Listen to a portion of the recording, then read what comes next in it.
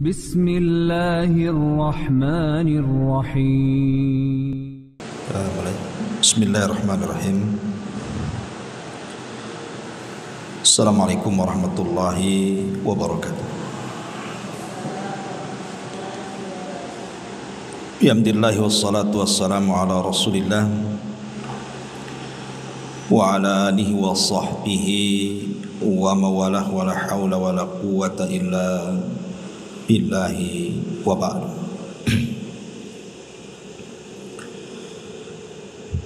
Alhamdulillah, segala puja dan puji hanya milik Allah subhanahu wa ta'ala.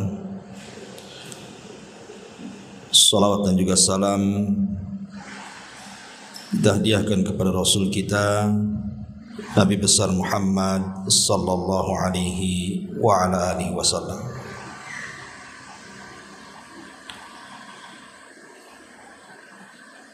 Alhamdulillah, di pagi hari ini kembali kita bisa duduk untuk bertalabul ilmi.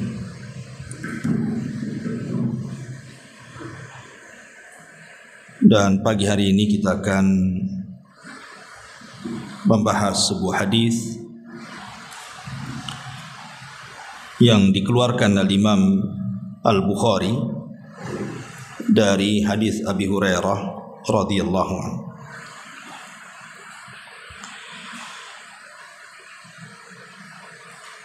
Dari Abi Hurairah radhiyallahu anhu, dia bercerita.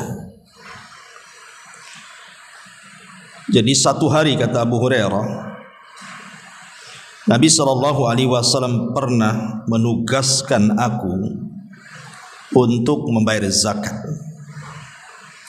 Maksudnya zakat fitrah di bulan Ramadan. Lalu ada seseorang yang datang dan menumpahkan makanan, tiba-tiba mengambilnya. Maka aku pun mengatakan sesuatu, wallahi la arfa'annaka ila Rasulillah sallallahu alaihi wasallam. Demi Allah, aku benar-benar akan mengadukan kamu kepada Rasul.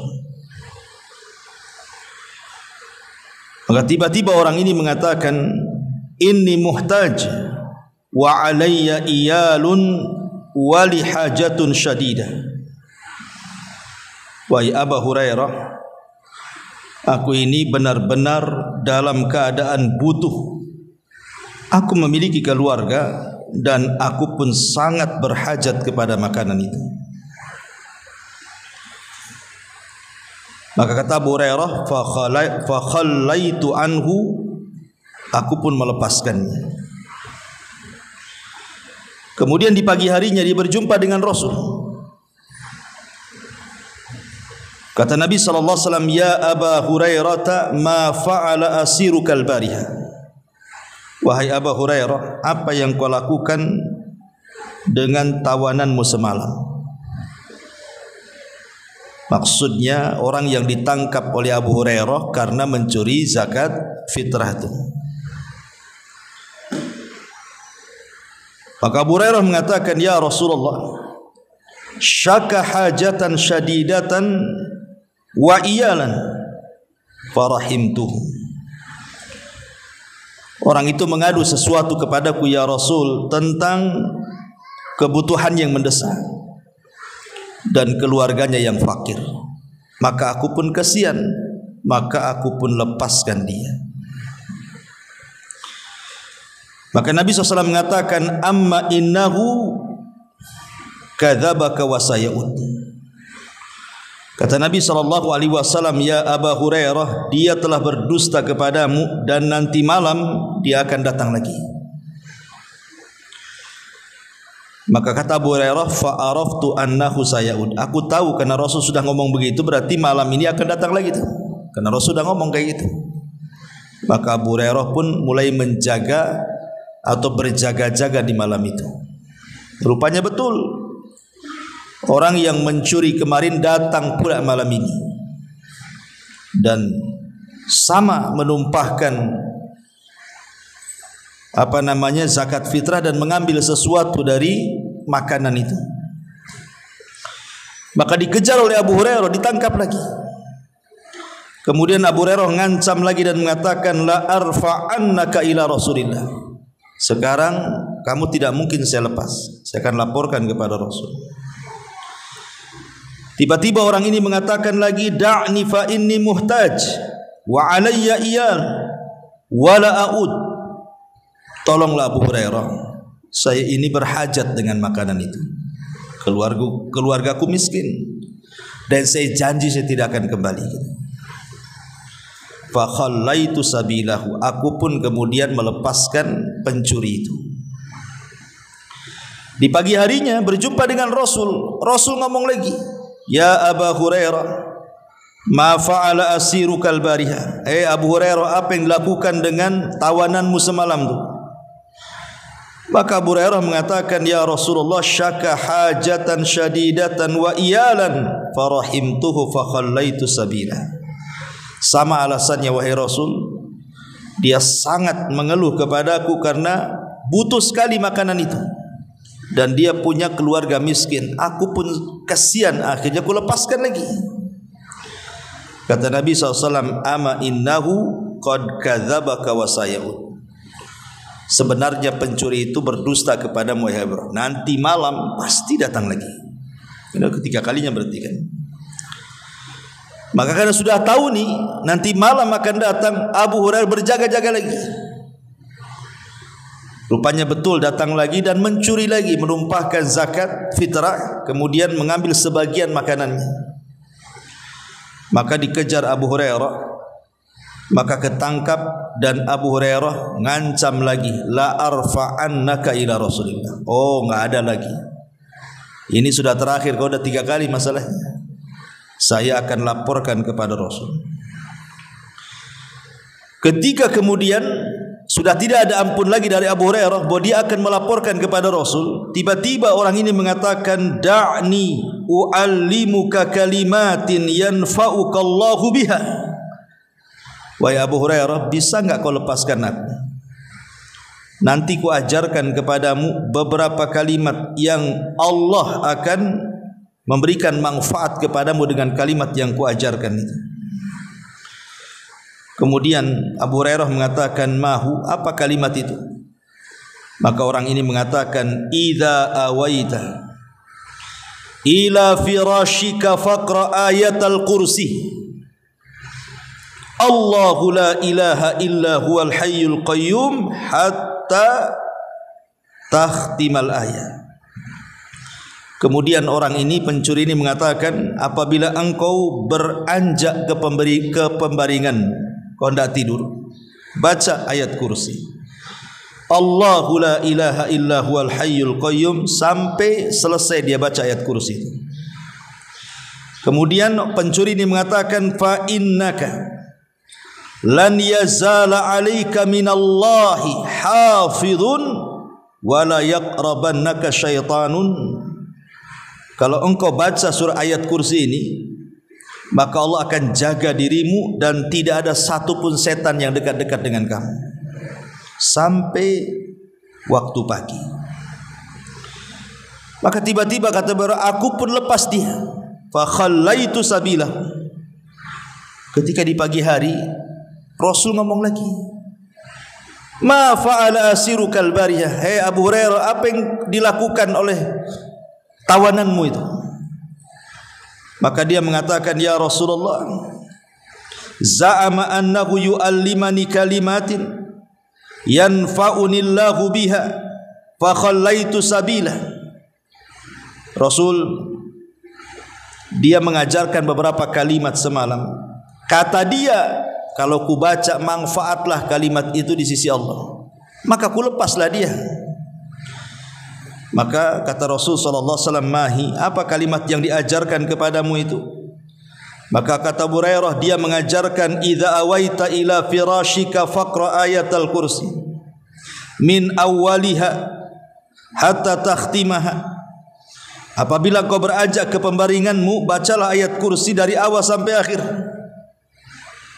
Kemudian dia mengatakan bahwa aku akan senantiasa dijaga Allah dan tidak didekati syaitan. Maka Nabi SAW mengatakan, amma innahu qad sadaqaka wa huwa kadzub. Abu Hurairah, kau tahu siapa dia? Dia adalah setan. Sadaqaka wa huwa kadzub. Untuk masalah ini benar dia, tapi dia itu pendusta. Secara umum setan itu pendusta, tapi khusus ayat kursi yang kau ajarkan, apabila di malam hari kau baca sampai subuh Allah akan jaga dan setan tidak akan dekat, itu benar. Makanya Rasul mengatakan sadaqaka wa huwa kadzub. Dia benar dalam masalah ini, tapi ingat, setan itu pendusta. Taib asyiral muslimat yang dimuliakan Allah Subhanahu wa taala. Ada hadis lain yang menunjukkan tentang keagungan ayat kursi ini, di mana dikisahkan dari Ubay ibn Ka'ab radhiyallahu an. Ubay ibn Ka'ab radhiyallahu an. Jadi Ubay ibn Ka'ab ini satu hari berada di masjid. Kemudian Nabi SAW datang kepada beliau menanyakan soal ayat yang paling agung dalam Quran. Kata Nabi, ya Abal Mungdir, atadri ayyu ayati min kitabillahi ma'aka a'zam. Wahai Aba Mungdir, ini kunyah daripada Ubay ibn Ka'ab. Tahu enggak ayat dalam Quran yang paling agung menurutmu? Ingat, Ubay bin Ka'ab ini sahabat yang dilebihkan dalam Quran, dan direkomendasi Rasul untuk para sahabat mengambil Quran dari dia. Ubay bin Ka'ab ini, makanya di masa Umar, ketika Umar menghidupkan taraweh 1 bulan, yang jadi imam siapa? Ubay ibn Ka'ab. Dia mengimami manusia di masa Umar 23 rakaat. Jadi karena Rasul tahu bahwa Ubay ini dilebihkan oleh Allah dari segi Quran, makanya dia memiliki keistimewaan, sampai-sampai namanya disebut-sebut di sisi Allah Subhanahu wa taala. Ketika Nabi SAW satu hari memanggil Ubay dan mengatakan, ya Ubay, Allah memerintahkan aku untuk membacakan kepadamu surah Al-Bayyinah. Kemudian Ubay mengatakan, as-samanillah, apakah Allah menyebut-nyebut namaku wahai Rasul? Ya. Maka Ubay pun menangis, saking senangnya. Kok bisa orang sepertiku disebut-sebut Allah, padahal banyak orang yang lebih utama dibandingkan aku, kata Ubay. Di sana ada Abu Bakar, Umar, Utsman, Ali, kenapa aku gitu? Ya. Sekali lagi, karena dilebihkan dari Al-Quran. Makanya satu hari Rasul ketika di masjid menghampiri Ubay dan mengatakan, ya Abal Mungdir, wahai Abal Mungdir kunyahnya, atadri ayyu ayatin minal kitabi maka a'zam. Tahu enggak ayat yang paling utama dalam Quran itu? Maka sebagai adab seorang penuntut ilmu, Ubay mengatakan, Allah wa rasuluhu a'lam. Allah dan Rasulnya yang tahu. Tapi Rasul terus saja menekan Ubay supaya Ubay menjawab. Akhirnya Ubay pun mengatakan, ayat yang paling agung menurutku wahai Rasul adalah Allahu la ilaha illa huwal hayyul qayyum. Kemudian dia membaca ayat kursi sampai selesai. Setelah itu Rasul menepuk dada Ubay dan mengatakan, wallahi liyahnikal ilmu ya Abal Mungdir. Demi Allah, semoga Allah memudahkan engkau menuntut ilmu wahai Abal Mungdir. Kau cerdas. Rasul memuji siapa? Ubay bin Ka'ab. Dari dua riwayat ini kita bisa memetik faedah tentang keagungan ayat kursi. Bagaimana ayat kursi ini dijadikan ayat termulia, teragung di dalam Al-Quranul Karim. Memang kita tidak menafikan ada yang berpendapat bahwa ayat satu dengan ayat yang lain itu sebenarnya nilainya sama saja. Kalau kita baca alam nashrah laka sadrak, maka nilainya sama dengan tabbat yada abi lahab wa tab. Kalau kita baca tabbat yada abi lahab wa tab, sama dengan ayat lam yakunil ladina kafaru min ahlil kitab. Kalau kita baca lam yakunil ladina min ahlil kitab, sama dengan ayat la Allahu la ilaha illa huwal hayyul qayyum. Jadi ayat satu dengan ayat lain itu sebenarnya sama saja. Itu ada satu pendapat, sebagaimana yang dinukilkan pendapat ini dari Abul Hasan al-Ash'ari. Naam, Abul Hasan al-Ash'ari, ya. Tetapi pendapat yang kuat wallahu alam bahwa ada ayat-ayat itu yang diunggulkan satu dengan yang lainnya. Sebagaimana ada satu surat dalam Quran itu diunggulkan dengan surat-surat yang lainnya, seperti surat Al-Fatihah itu diunggulkan sampai disebut Ummul Quran, induknya Al-Quran. Atau seperti surah Al-Ikhlas, surah Al-Ikhlas ya, itu sama dengan sepertiga Quran. Atau seperti idza jaa surah Al-Ikhlas yang lainnya itu apa itu? Qul ya ayyuhal kafirun la a'budu ma ta'budun, itu sama dengan seperempat Al-Quran. Jadi surat satu dengan yang lainnya saja ada keunggulan. Lah termasuk juga ayat. Lah ayat yang paling unggul, yang paling agung, yang paling mulia, yang paling tinggi dalam Quran itu adalah ayat kursi.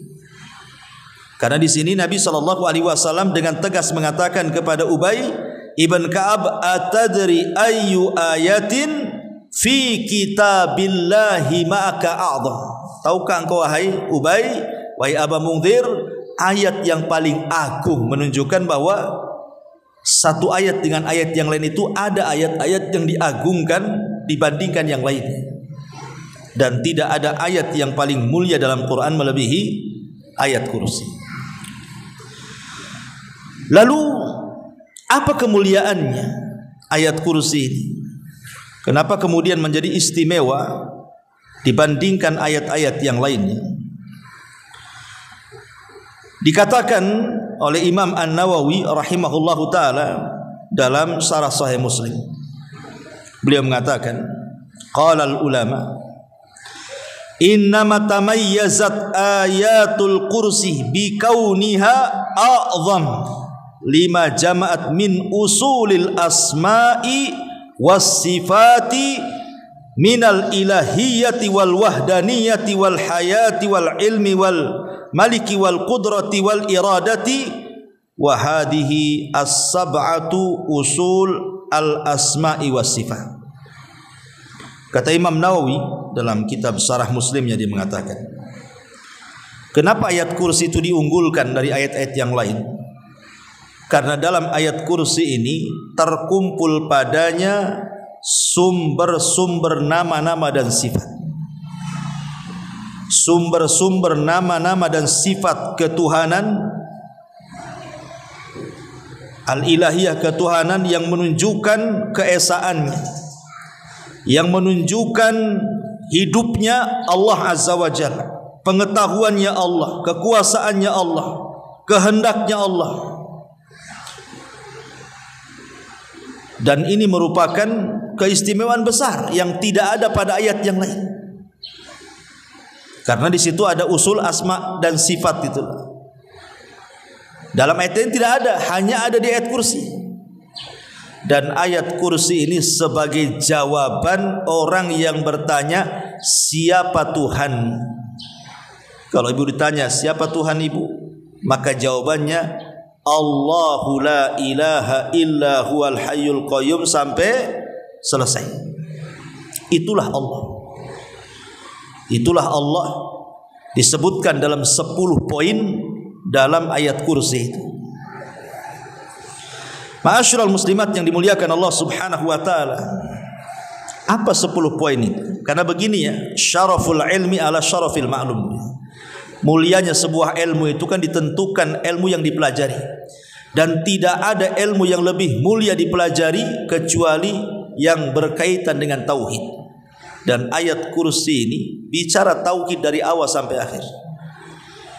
Makanya mulia sekali karena isinya adalah pengenalan kita terhadap tauhid, tauhidullah azza wa jalla. Secara singkat kita baca tafsirnya saja, singkat-singkat saja karena waktu juga. Allah Subhanahu wa taala mengatakan, a'udzu billahi minasyaitonir rajim, bismillahirrahmanirrahim. Allahu la ilaha illa huwal hayyul qayyum.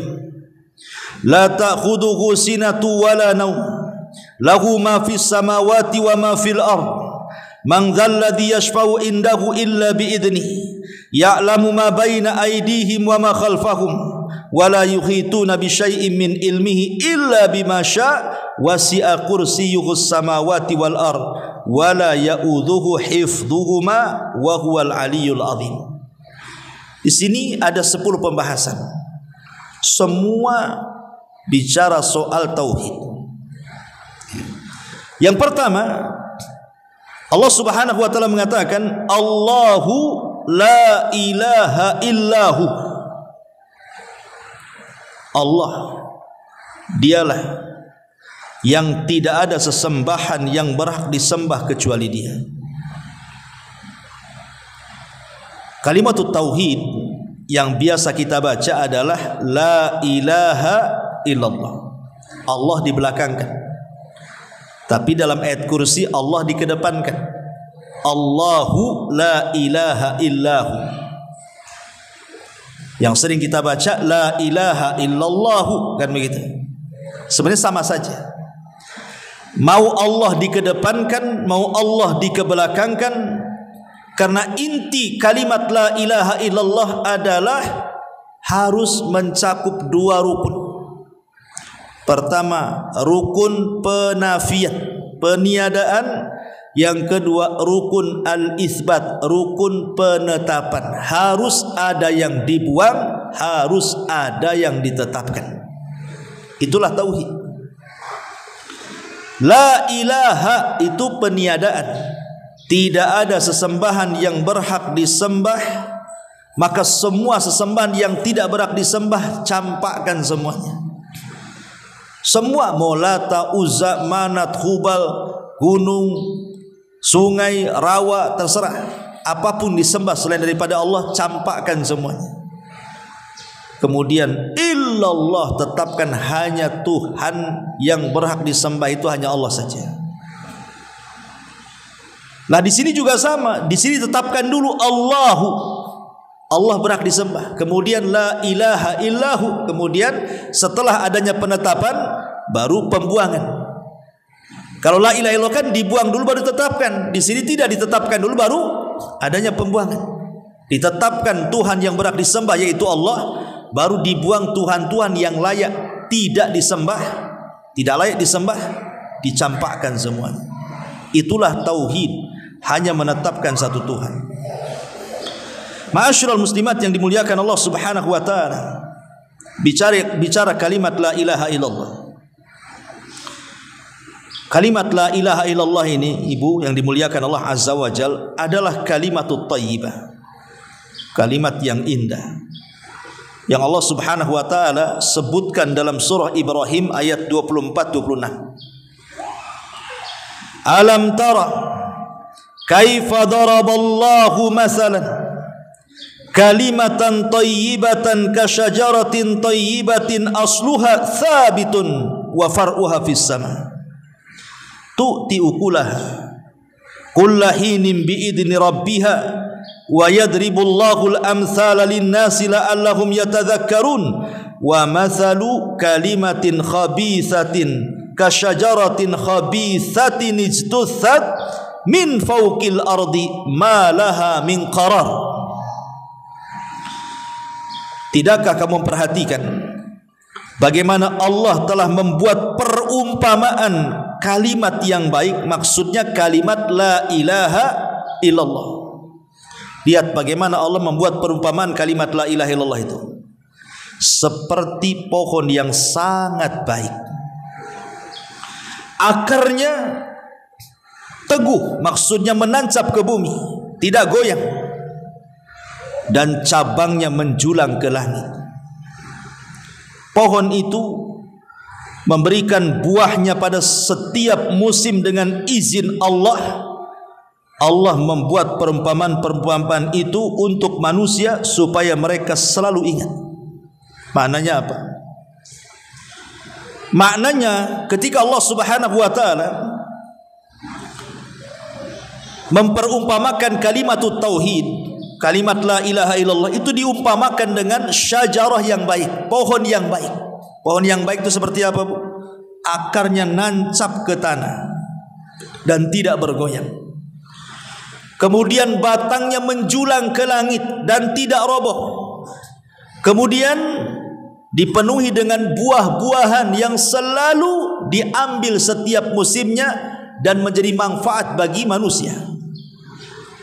Itulah tauhid. Itulah tauhid kata para ulama. Tauhid ini diumpamakan dengan pohon, maksudnya kenapa Allah Subhanahu wa taala mengumpamakan dengan pohon? Yang dimaksud pohon di sini kata para ulama, akarnya teguh, artinya kalimat la ilaha illallah itu akarnya teguh. Kalau orang sudah mengucapkan kalimat la ilaha illallah dan dia paham dengan maknanya, maka dia akan teguh hidupnya, tidak akan goyang. Orang kalau bertauhid, Bu, nggak akan goyang kiri kanan, karena dia tidak mungkin menyandar kecuali kepada Allah. Dia tidak akan punya rasa takut, karena dia takutnya hanya kepada Allah Azza wa Jalla. Dia tidak akan mengeluh, karena dia sudah ada tempat keluhan Allah Azza wa Jalla. Dia tidak akan bersandar, karena sudah ada tempat bersandar kepada Allah Azza wa Jalla, zat yang maha kaya, yang maha kuat, yang maha perkasa, yang maha segala-galanya. Dia akan kokoh hidupnya tuh, bagaikan pohon yang akarnya nancap tuh, kokoh hidupnya, kan nggak akan goyang, Bu. Mau dikasih nikmat sedikit bersabar, mau dikasih nikmat banyak bersyukur, karena bertauhid dia. Kemudian juga batangnya menjulang ke langit.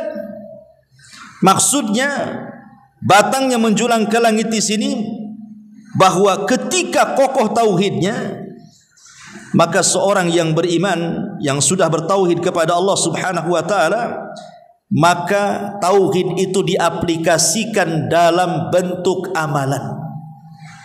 Setelah kokoh tauhidnya, maka dia pun mulai beramal saleh, dampak daripada kekokohan tauhid itu. Kemudian berbuah. Maknanya amal solehnya berbuah baik untuk yang mengamalkannya ataupun orang lain yang melihatnya. Itulah orang yang bertauhid. Orang bertauhid di mana saja, Bu, hidupnya manfaat. Orang yang bertauhid itu di mana saja mereka hidup, maka mereka akan bermanfaat. Makanya kenapa Nabi SAW mempermisalkan seorang mukmin itu seperti pohon kurma.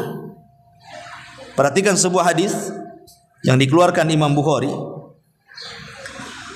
Hadis ini dari Ibnu Umar radhiyallahu anhuma, dia mengatakan, kunna inda Rasulillah sallallahu alaihi wasallam faqala akhbiruni an syajaratin tushbihu aw karrajulil muslim la yatahatu waraquha wala tu'ti ukulaha kullahinin. Qala Ibnu Umar fawaqa'a fi nafsi annaha nakhla wa ra'aitu Aba Bakrin wa Umar la yatakallamani fakarihtu an atakallam falamma lam yaqulu syai'an qala Rasul sallallahu alaihi wasallam hiya nakhlah falamma qumna qultu li Umar ya abata wallahi laqad kana waqa'a fi nafsi annaha nakhlah qala ma manaka an tukallim qala lam arakum tatakallamun fakarihtu an atakallam aw aqulu syai'an qala Umar la an takuna qultaha ahabbu ilayya min kada wa kada. Kata Abdullah ibn Umar, ini kan Ibnu Umar masih kecil waktu itu, masih kecil. Kemudian Rasul membuat majelis. Dalam majelis itu sahabatnya banyak, ada Abu Bakar, ada Umar, orang-orang tua banyak. Lah Ibnu Umar itu masih kecil, hadir di majelis itu. Kemudian Rasul memberikan pertanyaan, ceritakan kepadaku tentang pohon yang menyerupai seorang mukmin. Tahu enggak pohon yang menyerupai seorang mukmin itu?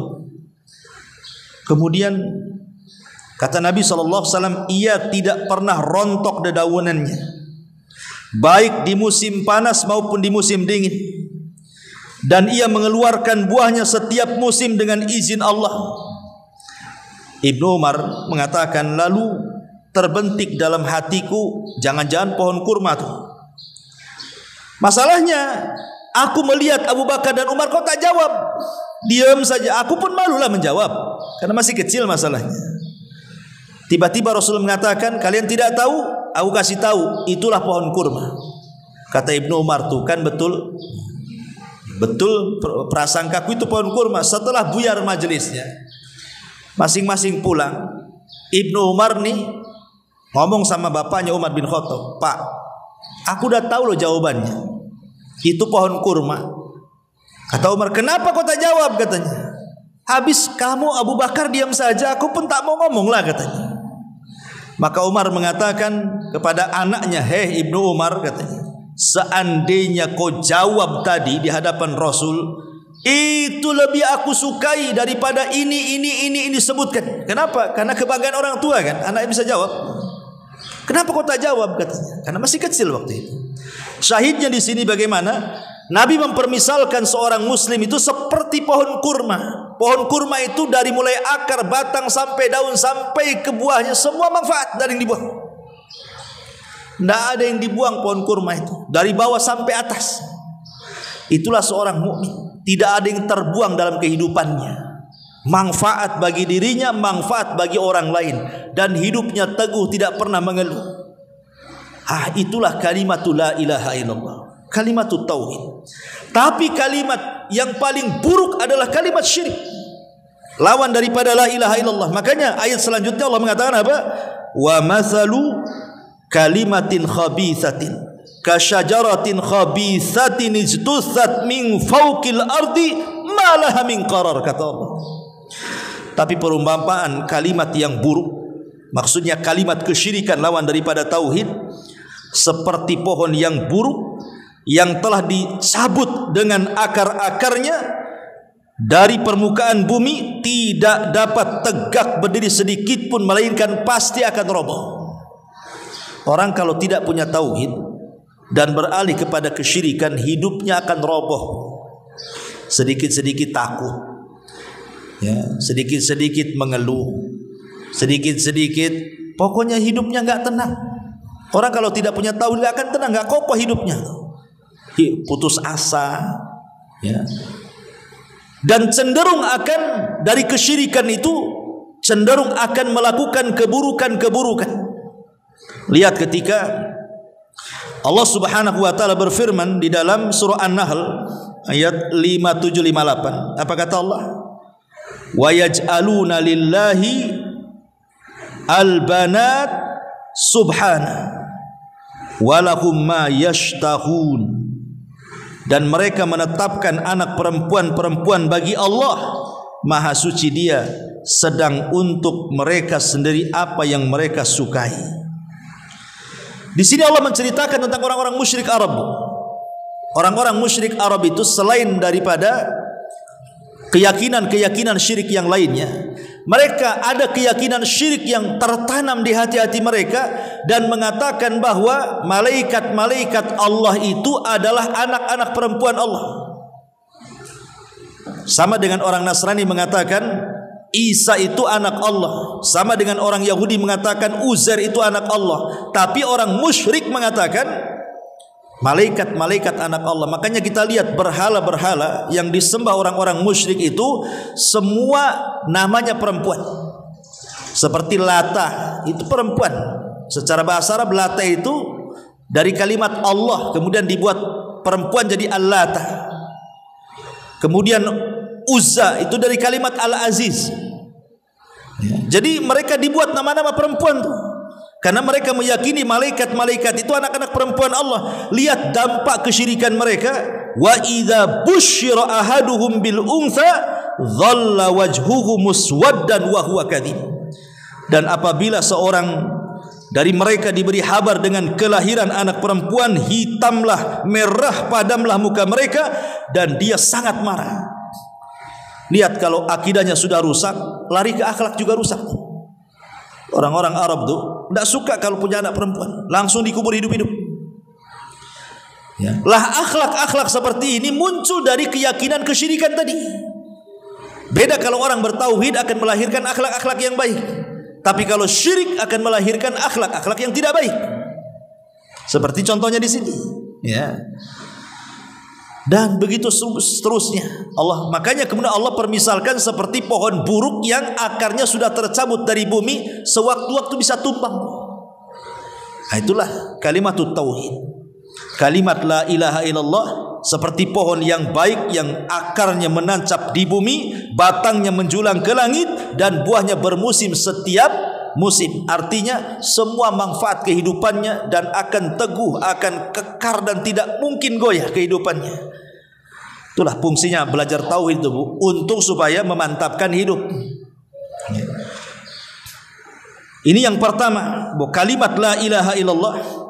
Allahu la ilaha illahu, dan faedah la ilallah sudah sering saya jelaskan. Diutusnya para rasul, diturunkannya kitab-kitab, bahkan tegaknya langit dan bumi, bahkan orang dimasukkan ke dalam sorga, disyariatkan jihad dan begitu seterusnya, tidak bisa kecuali dengan kalimat la ilaha illallah. Ini yang pertama. Kemudian yang kedua, Allahu la ilaha illa huwal hayyul qayyum. Al-hayyu al-qayyum. Al-hayyu al-qayyum, kalimat al-hayyul, yang maha hidup. Nama Allah al-hayyu, hidup, ini merupakan sumber semua nama-nama Allah selain daripada kepada Allah. Kan Allah itu kan nama yang semua nama lain tertuju kepada Dia. Makanya tidak boleh kita mengucapkan la ilaha illa rahman, la ilaha illal aziz, tidak boleh. Harus la ilaha illallah. Kenapa? Karena Allah itu semua nama dan sifat tertuju ke situ. Kenapa tidak boleh la ilaha illar rahman? Karena di masa jahiliyah, orang-orang musyrik itu mereka menganggap si nabi palsu Musailamah al-Kadzdzab itu sebagai Rahmanul Yamamah. Itu Rahmannya orang-orang Yamamah, katanya. Jadi orang-orang Arab menganggap Musailamah si nabi palsu itu disebut dengan Rahmanul Yamamah. Atau ketika Allah Subhanahu wa taala menceritakan kisah Nabi Yusuf, yang merawat Nabi Yusuf itu siapa namanya? Al-Aziz. Ya, Al-Aziz. Berarti kalau kita katakan la ilaha illa Rahman atau la ilaha illa Al-Aziz, bisa saja Rahman itu bukan Allah, bisa saja Al-Aziz itu bukan Allah, kan begitu. Tapi kalau sudah la ilaha illallah, berarti memang tertuju kepada Allah, nggak ada yang lain. Makanya kenapa kemudian kalimat Allah itu sumber dari semua nama-nama dan sifat Allah, tertuju kepadanya. Dari 99 nama yang kita ketahui, sumber masdarnya adalah dari kalimat Allah. Kemudian Al-Hayy juga sama, karena sifat-sifat yang lainnya tidak mungkin ada kecuali Allah itu hidup. Pamannya mendengar, mungkinkah mendengar kalau tidak hidup? Melihat, mungkinkah melihat kalau tidak hidup? Ya nggak mungkin, kan begitu. Menghendaki sesuatu, mungkinkah menghendaki sesuatu kalau tidak hidup? Jadi kalimat hidup ini juga sumber dari semua nama-nama Allah, kembali ke kalimat hidup juga tuh. Karena Allah tidak mungkin Al-Alim, tidak mungkin Al-Basir, tidak mungkin As-Sami kalau tidak Al-Hayy, kalau Dia tidak hidup. Dan Allah Subhanahu wa taala mengatakan di dalam surah Al-Insan, hal ata 'alal insan hinum minad dahri lam yakun syai'an madhkura. Hal ata 'alal insan, tidakkah datang kepada manusia di mana tidak ada satupun yang di alam semesta ini tersebutkan namanya. Karena ketika itu tidak ada makhluk kecuali Allah. Baru setelah Allah menciptakan makhluknya tersebutlah ada langit, ada bumi, ada laut, ada gunung. Tapi dulu tak ada, hanya Allah saja yang disebut. Makanya dalam hadis Bukhari, Nabi mengatakan, kana Allah wa lam yakun syai'un ghairuhu. Allah sudah ada dan tak ada apapun selain Dia. Jadi sebelum ada makhluk Allah sudah ada tuh. Belum ada apapun Allah sudah ada. Karena Allah itu tidak seperti malaikat, tidak seperti manusia, tidak seperti jin, tidak seperti makhluk yang lainnya yang didahului ketidakadaan kemudian dibuat ada. Manusia dulu nggak ada, kemudian dibuat ada. Malaikat dulu tak ada, kemudian dibuat ada. Jin dulu tidak ada, kemudian dibuat ada. Langit dan bumi dulu tidak ada, kemudian dibuat ada. Tapi Allah itu senantiasa ada dan akan pernah ada dan selalu akan ada. Itulah yang kemudian Allah katakan dalam surah Al-Hadid ayat 3, huwal awwalu wal akhiru wal zahiru wal batinu. Dialah yang awal, dialah yang akhir, yang nampak, yang samar, dan begitu seterusnya. Dan Allah katakan, kaifa takfuruna billahi wa kuntum amwatan fa ahyakum summa yumitukum summa yuhyikum summa ilaihi turja'un. Kenapa kalian bisa kufur? Dulu kalian enggak ada, kami hidupkan kalian, kemudian kami wafatkan kalian, kemudian kami hidupkan kembali kalian, dan kepada Allah lah kalian dikembalikan. Dulu kita tidak ada dan kita ada akhirnya. Malaikat ada akhirnya, manusia ada akhirnya, jin juga ada akhirnya. Karena nanti pada hari kiamat mereka akan mengalami kematian. Manusia mati, jin mati, malaikat mati, tapi Allah tidak akan mengalami kematian. Manusia, makhluk yang lain, bahkan alam semesta juga akan mengalami kehancuran kecuali yang Allah kecualikan. Adapun kekekalan sorga, sorga awalnya tidak ada, kemudian Allah ciptakan, tiba-tiba menjadi kekal. Berarti kekalnya sorga kalau gitu sama dong dengan kekalnya Allah. Beda. Kalau kekalnya Allah tidak berhajat kepada siapapun, tapi kekalnya sorga berhajat kepada yang mengekalkannya. Siapa yang mengekalkan sorga? Allah. Kalau berkehendaki Allah tidak kekal, sorga tidak kekal, bisa saja Allah buat kayak gitu kan. Allah buat sorga tidak kekal, tapi Allah berkehendak sorga itu kekal. Berarti kekalnya sorga berhajat kepada kekekalan Allah, tapi kekekalan Allah tidak berhajat kepada kekalnya sorga, karena Allah yang membuat kekalnya sorga. Si bulak balik aja nih Ustaz, paham kan? Ya kurang lebihlah seperti itu. Ya. Ma'asyiral muslimat yang dimuliakan Allah Subhanahu wa taala. Makanya Nabi SAW pernah berdoa seperti ini. Allahumma antal awal falaysa qablaka syai'un, wa antal akhir falaysa ba'daka syai'un, wa antal zahir falaysa fawqaka syai'un, wa antal batin falaysa dunaka syai'un. Ya Allah, Engkau adalah yang awal, maka tidak ada sebelummu satu apapun. Ya Allah, Engkau adalah yang akhir, maka tidak ada setelahmu sesuatu apapun. Ya Allah, Engkau yang nampak, maka tidak ada di atasmu sesuatu apapun. Ya Allah, Engkau yang tak tampak, maka tidak ada di bawahmu sesuatu apapun. Itulah Al-Hayy. Itulah Allah. Allah zat yang tidak akan pernah mati.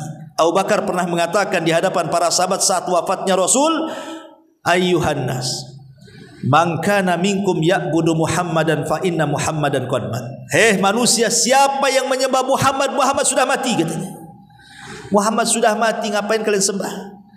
Wa man kana ya'budullaha fa innallaha hayyun la yamut. Tapi siapa yang menyembah Allah, Allah zat yang maha hidup. Allah zat yang maha hidup. Ma'asyiral muslimin. Kemudian Al-Qayyum. Apa itu Qayyum? Qayyum itu ada dua penafsiran. Pertama, Qayyum itu maknanya somad. Somad itu semua manusia bergantung kepada Allah. Maknanya Allah tidak berhajat kepada manusia. Qayyum itu Allah tidak berhajat kepada manusia. Ini mana yang pertama? Ya, Allah tidak berhajat dengan kita. Allah tidak berhajat dengan solat kita, dengan puasa kita, dengan haji kita, dengan ibadah kita. Allah tidak berhajat. Kita yang berhajat kepada Allah. Allah tidak berhajat. Sekalipun satu dunia, malaikatnya, jinnya, manusianya, semua kufur, tidak membuat kekuasaan Allah berkurang. Ataupun sebaliknya, kalau semua malaikatnya, jin dan manusianya beriman, tidak pula menambah kekuasaan Allah sedikit pun. Allah tidak berkurang karena kemaksiatan makhluknya, dan Allah tidak lebih gara-gara keimanan makhluknya, karena Allah tidak berhajat. Allah nggak butuh dengan kita. Itu makna Somad. Makna Al-Qayyum. Makna yang kedua, dan ini yang dikuatkan banyak para ulama, makna Al-Qayyum itu artinya Allah mampu memberikan semua hajat makhluk-makhluknya. Kalau satu dunia berkumpul di satu tempat, kemudian masing-masing meminta disesuaikan dengan permintaannya. Yang satu mengatakan, ya Allah saya minta mobil. Yang satu mengatakan, ya Allah saya minta minta rumah. Yang satu mengatakan, saya minta sembuh, saya minta ini, saya minta kaya. Macam-macam lah disebutkan. Satu dunia kalau seandainya mereka meminta kepada Allah, kalau mereka sa'aluni kulla mas'alatin, meminta kepadaku semua masalahnya, satu dunia itu. Apa kata Allah Subhanahu wa taala dalam hadis kursi itu? Allah mengatakan, fa'ataitu, maka aku akan beri kulla mas'alatin, setiap fa'ataitu kulla sa'ilin mas'alatahu, maka aku akan beri kepada setiap orang yang meminta setiap permintaannya. Kemudian kata Allah dalam hadis kursi, dia mengatakan, illa kama law anna ahadakum marra bil bahri faghamasa fihi ibratan thumma rafa'aha ilaihi dzalik. Maka pemberian Allah itu seperti ibu ambil jarum, kemudian datang ke lautan, kemudian jarumnya ditojros ke lautan, kemudian diangkat lagi, di situ ada satu tetes di ujung jarum tuh. Lah satu tetes itulah cukup memberikan semua permintaan manusia satu bumi. Kalau boleh, makanya ulama mengatakan, kalau seandainya mungkin para sahabat, para tabi'in melihat kita hari ini, boleh jadi mereka mengatakan bahwa kita orang-orang akhir-akhir zaman ini lebih mengejar yang sedikit, yang satu tetes di ujung jarum itu, dibandingkan lautan yang terbentang-bentang sana. Artinya surga itu sudah jelas. Dunia ini hanya satu tetes di ujung jarum. Kenapa itu pula yang dikejar? Dunia loh, itu cuma satu tetes. Surga itu bagaikan lautan. Makanya para ulama salaf mengatakan, kalau seandainya mereka hidup kemudian melihat kita ini ibarat ribuan semut yang dilempar satu butir gula. Satu butir gula itulah kemudian diperebutkan ribuan semut itu. Sementara mungkin gula yang banyak di sana nggak terpikir. Makanya kenapa manusia itu terlampau cinta dengan dunia dan tidak terpikir mau akhirat? Karena Allah setiap berbicara dunia dan akhirat dalam Quran itu selalu mendahulukan dunia baru akhirat. Bal tu'thirunal hayatad dunya wal akhiratu khairun wa abqa. Allah dahulukan dunia kemudian akhirat kan? Coba kita balik. Ibu lahir di sorga, mau nggak ke dunia? Nggak mau. Karena kita lahir di dunia, nggak mau ke sorga, itu masalahnya. Coba kalau kita lahirnya di sorga, saya kira nggak ada orang masuk sorga mau ke dunia. Masalahnya dunia diawalkan karena kita hidup di dunia, yang nampak itu dunianya dulu, sorganya tak nampak. Makanya kita lebih cinta dunia karena tak nampak sorga itu. Coba kalau seandainya kita lahir di sorga, nggak mungkin ibu mau ke dunia. Itu masalahnya. Nah inilah yang kemudian kita diajarkan bahwa Al-Qayyum itu Allah mampu memberikan segala hajat kebutuhan semua makhluknya, manusianya, jinnya, malaikatnya, binatangnya, tumbuh-tumbuhannya, dan begitu seterusnya. Itulah Al-Qayyum. Ya. Kemudian yang ketiga, Allahu la ilaha illa huwal hayyul qayyum la ta'khuduhu sinatun wala naum. Dan Allah Subhanahu wa taala tidak mungkin tersentuh dengan sina, ngantuk, wala naum, apalagi tidur. Ngantuk aja tidak, apalagi tidur. Logika Bu, kalau ibu pulang dari sini yang naik motor, ya Bu, ibu ngantuk, terobos saja jalan tuh, kira-kira nabrak nggak? Ya, pasti nabrak. Yang lebih parah lagi, ibu tidur saat nyetir, saya jamin Bu, bangun tuh mungkar nakir depan ibu tuh. Ya. Pasti celaka kan? Orang kalau ngantuk nyetir, oh nabrak-nabrak Bu. Apalagi tidur, bukan nabrak, bukan ini, matilah kita dibuat di situ. Maknanya kita manusia ketika sedang ngantuk, sedang tidur saja kita tidak stabil untuk mengatur setir mobil, setir motor itu. Tidak bisa. Ibu lagi masak ngantuk, tertumpah garam satu, asin semua tuh. Lagi ngantuk. Karena saya pernah juga dulu jadi koki di pondok itu. Kita tidak bisa membedakan mana micin, mana sari gula tuh. Modelnya kayak micin. Saya pikir itu micin, saya tumpah manis semua. Rupanya sari gula. Sampai masak lagi akhirnya. Ya. Karena ngantuk, masaknya ngantuk. Ya, jadi gitu, jadinya maunya asin jadi manis semua. Lah bayangkan kalau seandainya Allah yang ngantuk, Allah yang tidur. Ini Allah ini yang mengatur alam semesta. Apa nggak tabrak-tabrakan tuh planet tilang itu? Pasti masalah gitu. Walillahil masalul a'la. Makanya ada sebuah riwayat Nabi Musa alaihi salatu wassalam. Riwayat ini disebutkan oleh Ibnu Katsir dalam tafsirnya. Walaupun beliau mengatakan bahwa riwayat ini sebenarnya lemah, bahkan mungkar. Tapi kita ambil ibrahnya. Jadi Nabi Musa ini bertanya kepada malaikat, apakah hal yanamu rabbuna? Apakah Allah itu tidur? Jadi malaikat diutus oleh Allah Azza wa Jalla untuk membawa dua bejana. Disuruh Nabi Musa memegang dua-duanya, suruh berdiri lama. Kemudian setelah berdiri lama, bejana itu diberikan air. Jadi satu mangkok taruh sini, satu mangkok taruh sini, kemudian dikasih air, agak berat sedikit. Kemudian Musa disuruh begini terus-terusan. Kata malaikat kata Musa, sampai kapan wahai malaikat? Sudah kau berdiri saja seperti itu. Akhirnya lama berdiri, ngantuk Musa itu. Ketika ngantuk, satu bejana sebelah kiri tumpah. Karena ngantuk. Tinggal satu, dia berusaha pokoknya, akhirnya tertidur, tumpah dua-duanya. Nah, itulah kalau ngantuk sama tidur. Ngantuk saja pecah, apalagi tidur. Ya. Seolah-olah ini Allah ingin mengatakan kepada Musa, ya Musa, kalau aku ngantuk, apalagi tertidur, sama kayak gitu tuh kejadiannya tuh. Kau pegang mangkok, kau jatuh satu, tidur jatuh dua-duanya. Hancurlah alam semesta ini. Allah tidak pernah tersentuh ngantuk apalagi tidur. Sebab kalau Allah sampai tersentuh ngantuk apalagi tidur, ini bahaya Bu. Ibu berdoa nih, ya Allah berikan saya anak banyak. Allahnya ngantuk, salah dengar. Ya, dikira tak mau anak, nggak dikasih sama Allah. Namanya orang ngantuk, salah dengar. Apalagi lagi tidur, ibu berdoa tengah malam, Allahnya lagi tidur. Ya, orang tidur nggak tahu ibu minta apa kan? Kok nggak dikabul-kabulkan ini? Nah, ini kan masalah jadinya. Dan makanya kemudian sifat ngantuk dan tidur itu tidak sempurna bagi Allah.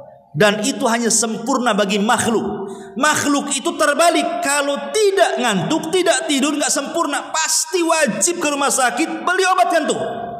Itu manusia. Coba saja Bu, 5 hari ibu tak tidur, pasti ke rumah sakit, minta obat tidur. Ya. Tapi Allah itu berbeda sifatnya dengan kita. Sifat Allah itu sempurna. Justru tidak ngantuk, tidak tidur bagi Allah sempurna, tapi bagi kita tidak sempurna makhluk. Nah, makanya disebut Allah mengatakan tidak sinatun, tidak juga naum. Kemudian Allah mengatakan selanjutnya Hayyul Qayyum la ta'khudhuhu sinatun wala naum. Nah, itu sudah keempat ya. Allahu la ilaha illahu Al-Hayyul Qayyum la ta'khudhuhu sinatun wala naum lahu ma fis samawati wa ma fil ardh. Bagi Allah kepunyaan langit dan bumi. Ma'asyiral muslimat yang dimuliakan Allah Azza wa Jalla. Walillahi ma fis sama. Walillah, li di sini kata ulama tafsir sepakat bahwa di sini lil milki. Artinya li yang memiliki makna semua langit dan bumi itu kepunyaan Allah. Tidak ada secuil di langit dan bumi itu Allah berserikat dengan makhluknya. Tidak ada. Langit dan bumi itu mutlak kepunyaan Allah. Tidak ada secuil yang di alam semesta ini kecuali milik Allah. Kita tidak berserikat sedikit pun di situ. Sampai kita sendiri milik Allah. Badan ibu itu milik Allah, makanya tidak boleh ibu potong jari itu, karena itu bukan milik ibu. Umpamanya ambil pisau kemudian dipotong satu ruas, nggak boleh, berdosa bu. Kita memotong jari kita ini bukan jari kita milik kita, milik Allah. Berarti zalim kepada Allah Azza wa Jalla memotong jari kita, karena semua milik Allah. Pertanyaannya, kenapa Allah Subhanahu wa taala menciptakan langit dan bumi? Apa hikmahnya? Buat apa Allah menciptakan langit dan bumi itu? Maka Allah Subhanahu wa taala sebutkan hikmah di balik penciptaan langit dan bumi. Ibu perhatikan surah An-Najm 31. Walillahi ma fis samawati wa ma fil ard liyajziyal ladzina asa'u bima amilu wa yajziyal ladzina ahsanu bil husna. Dan dialah Allah yang memiliki semua yang ada di langit dan semua yang ada di bumi. Untuk apa? Liyajziyal ladzina asa'u bima amilu, agar Allah Subhanahu wa taala memberi balasan kepada orang-orang yang berbuat jahat, dan agar Allah memberikan balasan kepada orang-orang yang berbuat baik dengan pahala yang baik. Jadi diciptakan langit dan bumi itu untuk memberikan pelajaran kepada manusia, menguji manusia, agar ketika kita berhadapan dengan Allah, Allah tahu siapa yang baik, siapa yang tidak baik. Bu, kalau ibu menatap ke langit, dari langit pertama sampai ke arsy sana, di langit itu isinya apa sih? Isinya malaikat semua bu. Di langit pertama, kedua, ketiga sampai ke arsy itu semua isinya malaikat. Pertanyaannya, malaikat berbuat dosa? Tidak ada. Di langit itu tidak ada dosa bu. Pernah terjadi 2 kali dosa. Pertama Adam memakan buah larangan, kedua iblis yang tidak mau sujud, itu saja. Selepas itu tidak ada dosa di langit. Tapi kalau lihat ke bumi, Masya Allah, semua dosa ada, lengkap. Mulai dari yang kecil, yang besar, yang banyak, yang sedikit. Mulai syiriknya, bid'ahnya, maksiatnya, datang ke dukunya, malingnya, nyurinya, gibahnya, dusta. Di bumi tempatnya sarangnya dosa. Tapi kalau di langit sarangnya ibadah. Ya. Makanya kenapa kemudian Allah ciptakan langit dan bumi ini? Sebuah kaidah yang disebutkan para ulama, lan tuta'a illa biidni wa lan tu'sa illa biilmi. Allah itu tidak ditaati kecuali karena izinnya, dan Allah tidak dimaksiati kecuali dengan pengetahuannya. Ada yang mengatakan Allah tidak ditaati kecuali dengan izinnya, dan tidaklah Allah dimaksiati kecuali dengan ilmunya. Apa maknanya? Ya.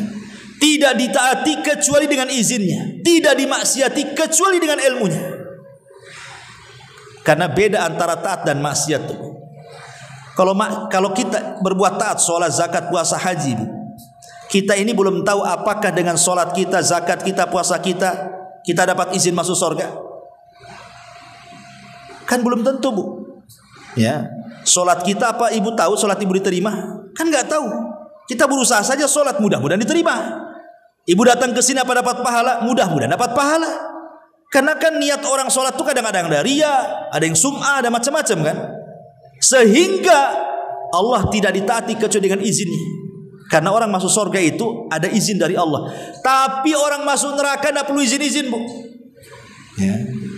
Orang masuk neraka itu tidak perlu izin-izin. Ibu nih umpamanya gibah, harusnya kan gibah dosa masuk neraka. Berarti kalau saya gibah saya izin dong masuk neraka. Tidak perlu izin masuk neraka tuh.